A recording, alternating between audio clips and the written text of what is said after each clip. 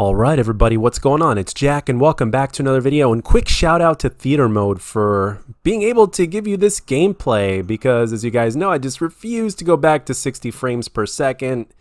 And basically, Theater Mode, I can get the best of both worlds, man. Theater Mode really does come in clutch for Call of Duty. I mean, I'm telling you. So in this one, it's going to kind of remind you of the old Black Ops 2 days of how I just completely stomp a lobby. And no, this is not reverse boosted gameplay. I guess the game just decided to throw me a bone. Granted, I played it correctly, but the game just decided to throw me a bone. So, and then the second gameplay is one that basically I definitely struggle, and you definitely see me dying to a lot of shit that I'm sure you guys that are still playing this game are dying to. And a quick, tiny little update.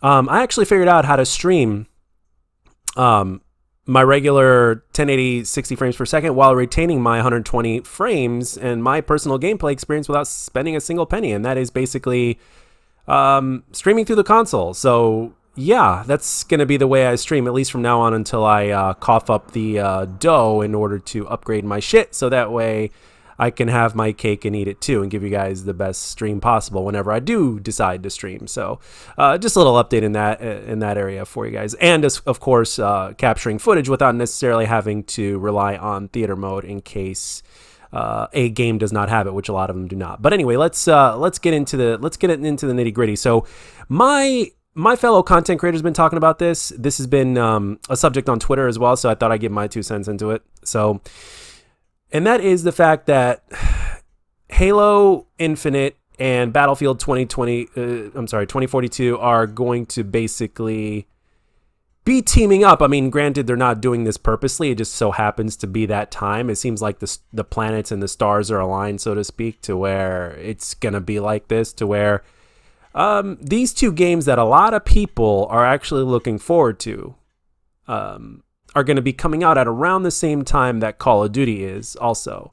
So Call of Duty has like competition times 2 this year. And as you guys know, from a multiplayer perspective, a lot of people are not very fond of Call of Duty in general in the way that it's been working. Now, one quick question I want to ask you before I continue on with this commentary, which is very important. From a multiplayer standpoint, right? From a multiplayer standpoint, not skill-based matchmaking. Take skill-based matchmaking out of the equation on this. But in terms of game design decision and things like that, what is it about, for you specifically, the player, what is it about Call of Duty Black Ops Cold War that you dislike? Is it boring, like Blame Truth likes to say? And why is that? Now, granted, ever since I've been playing on the Xbox Series X, my experience in terms of the way the game actually responds to what I ask the game to do in terms of my bullets connecting and all that other stuff just makes a hell of a lot more sense, which makes the game a lot more fun, at least for me. But everybody's standards when it comes to Call of Duty is very, very different. Everybody has their own little mix, so to speak. It's kind of like food. You know, we all have our likes and our dislikes and our preferences. So please let me know down in the comment section, especially since we haven't really discussed in depth about this game specifically, Black Ops Cold War, in quite a while. So, and going back on topic here. So I've even done a poll on my Twitter asking you guys about if you had to pick one or the other between Call of Duty World War II Vanguard, which is the leak or the rumor that this game is going to be what the next Call of Duty is going to be called. And as you can see, that spawn protection there is so real. And you're going to see it again towards the end of this gameplay on this map. But granted, most people definitely pick Battlefield 2042. And man, that spawn protection, man. But going beyond that, there's also the fact that there's still...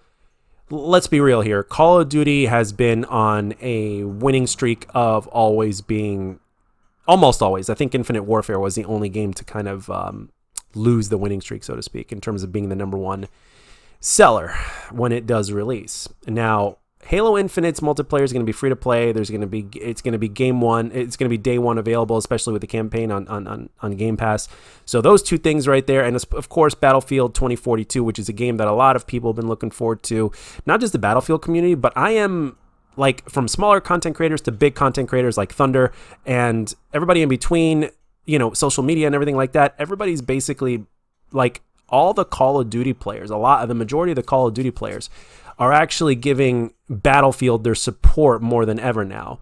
But the question is that I have for you guys is that going to be enough? Because Call of Duty players are a little bit different from Battlefield players. Now, granted, there are Call of Duty players that also play Battlefield, but some prefer one over the other, just like vice versa. There's Battlefield players that also play Call of Duty, but they normally just stick to Battlefield. And whenever they get bored of Battlefield or it's become too repetitive and they need a break, they kind of play Call of Duty for a little while, and then after that, they kind of veer off for a little while, then they'll come back. So, and the same thing goes with the Call of Duty players. Eventually, they'll play Battlefield for a while and then they'll come back. Now, do you guys think that this year is going to be different to where your main game might be like, let's say, from Call of Duty and it'll change to Battlefield? Do you guys think that is going to be something that is going to happen? Or are you guys hoping that that's going to happen? Or what is it about this Battlefield 2042 that is going to kind of get you to change over?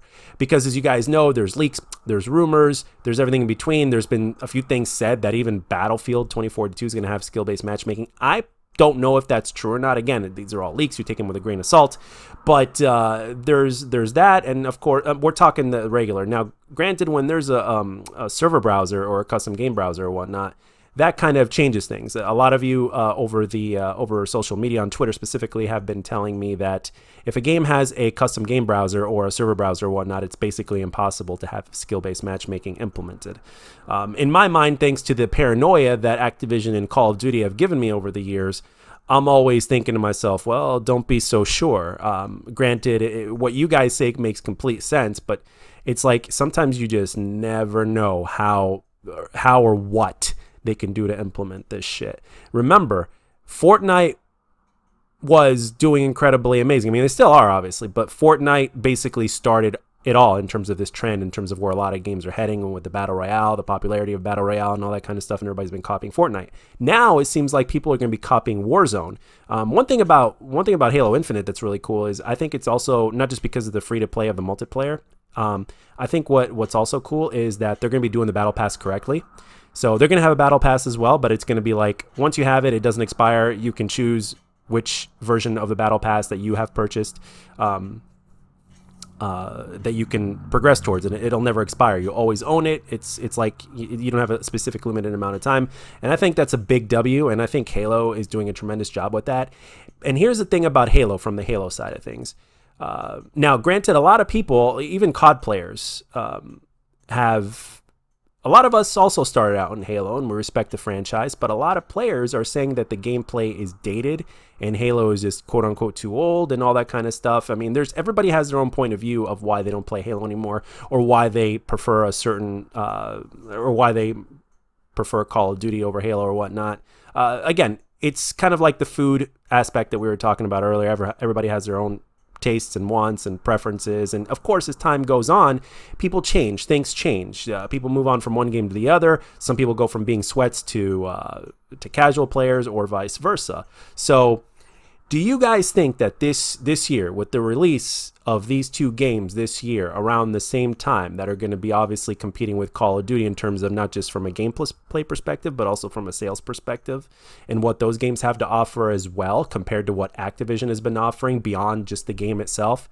Do you guys think that this year is going to be the year to where Call of Duty gets dethroned? Now, from a personal standpoint, I hope that this happens, because this is the only way that we can get Activision to wake the hell up, because they have been on the throne for way too long, and they, over the last couple of years, respectfully speaking to all of you guys that may believe otherwise, or if your opinions don't agree with mine, that's fine. That's awesome. Actually, differing opinions are great as long as it's respectful. But with all due respect to people that will disagree with what I'm about to say, the direction in terms of where they've been headed with Call of Duty over the last couple of years definitely hasn't been very good, from also from a consumer standpoint. Not very consumer friendly.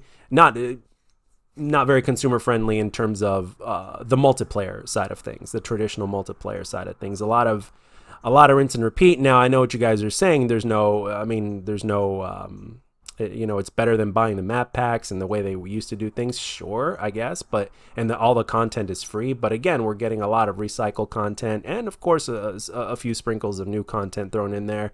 But again, it all depends on how you look at it. Both sides are actually correct. There is nobody's wrong when it comes to this. So, but all in all, when you put everything together of what was mentioned here, and of course the other billions of scenarios that have been mentioned and examples that have been mentioned over on social media, like on Twitter and different content creators' videos, do you guys think that this will be the year where Call of Duty gets dethroned? So I want you guys to tell me in the comment section of what you think, because this may be the year, because if one game isn't big enough to do it, two games, I mean 2-on-1, strength in numbers and of course strength in quality. That's the combination of both of those, really. We're getting, two really good quality games, and in terms of the way they're going to be released as well, especially with Halo free multiplayer and the way they're going to do their battle pass compared to other games and stuff like that.